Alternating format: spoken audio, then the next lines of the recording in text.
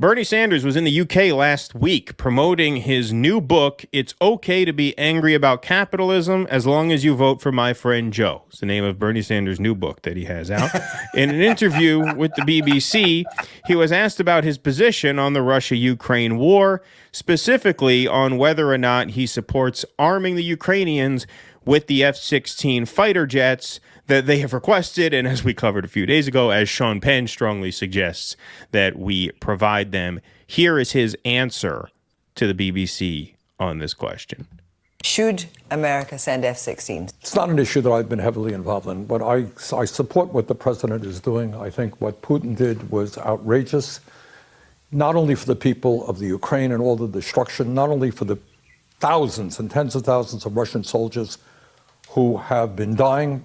We need a world now, if we're going to combat climate change, if we're going to combat future pandemics, we need a world to come together. And Putin has radically disrupted that, and that is a real tragedy. But I think at the end of the day, the United States, NATO cannot sit back and allow Putin's aggression to go unresponded to. You know, he never misses an opportunity to pull something back to a pet issue of his. Like, he gets the climate change message into that answer somehow. We need to come together to fight climate change, and so it's terrible that Putin did this. First of all, this isn't an issue I've been involved in. Like, I'm sorry that's not anything approaching a good answer. And then I support what the president is doing. You know, Putin is making it really difficult for the world to come together, as if the NATO expansion wasn't making it difficult for the world to come together. You know, Bernie's always had a blind spot when it comes to foreign policy. We kind of excused that for a while because we took for granted how little there was going on in the foreign policy realm during the Trump years, right?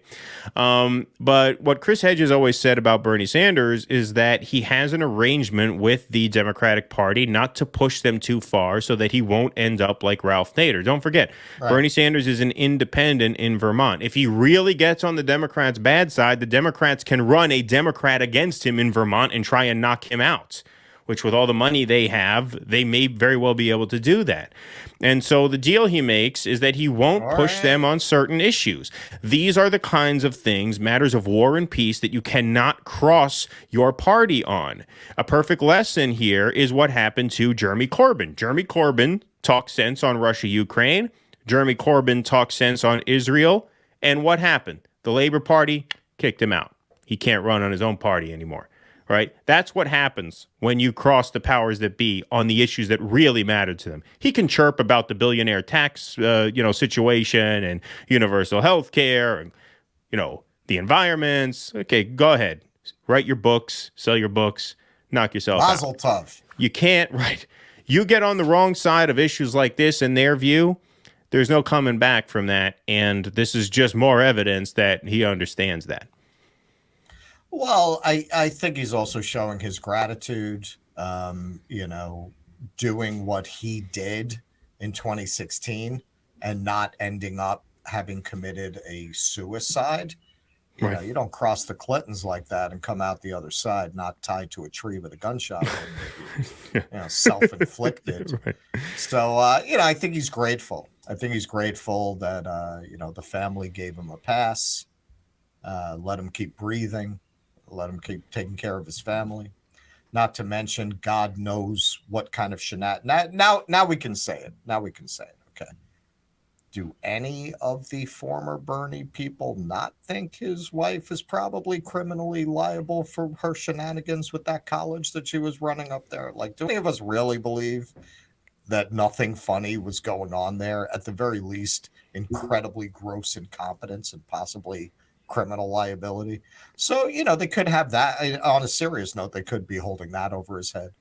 But because if you notice, once he dropped out, that whole story went away.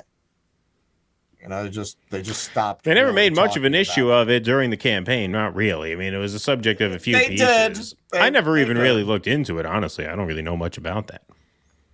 Yeah, it's this college was kind of failing, and she raised all this donor money to build these new buildings, and it was just like a boondoggle that destroyed the college. Like, it put the college in so much debt that they had to close. So they were talking about investigating around that, and then that just seemed to go away after he dropped out. So that could be what they have over him, but really, overall, it's the line, "I don't want to end up like Nader," explains everything you need to know about Bernie in regards to things like this. You're right. He knows what lines he can't cross. You want to subpoena Howard Schultz? Fine.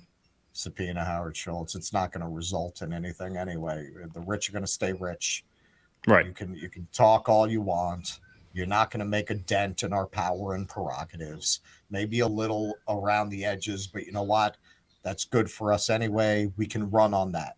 When on occasion you win a victory where you pressure a pharmaceutical company into lowering the price of insulin, even though we might have fought against that tooth and nail behind the scenes, we're going to take credit for every small advance you might make to prove we're better than the other guys when the elections roll around. So it's good to have you around doing that shit, Bernie. Right. Right. Just exactly. don't fuck with the MIC. Right. Right. Don't get in the way of that. Please clap.